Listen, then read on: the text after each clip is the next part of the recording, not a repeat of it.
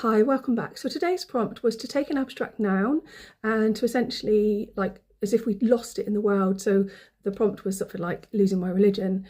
So I used a random generator and it came up with poverty, which I was quite happy to lose. So it's called losing poverty. Mum asked if I wanted some wash it up liquid she wouldn't use, and I remembered going across the street as a kid with an empty cup asking the neighbours if they could spare a drop. Sure, but why don't you want it? It smells like poverty. No further explanation needed. Allergic rhinitis has blunted my sense of scent, but I wondered in that moment if perhaps there was a possibility of a different fragrance. What would liquid sunshine smell like? Dandelion heads at the height of summer after a burst of rain, or daisies just as their asters began to flower?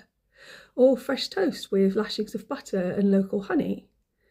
The pollen is good exposure for hay fever.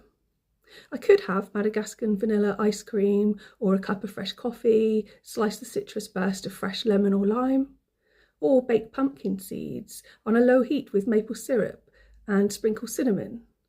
The most expensive perfume in the world is Shumuk by Nubil, and like I said, I don't have the best sense of smell, but isn't it bad taste to call your product an obscene word for idiot? The name translates to deserving the highest, and at $1.3 million, you'd have to be high. The bottle is quite the statement, over half my height. It's practically palatial and comes inside its own portmanteau. It could replace my existing bedroom. I'd save a fortune on rent. It could be the best investment capital I'd ever spent. Thanks for listening, and if I'm going to do another one just quickly.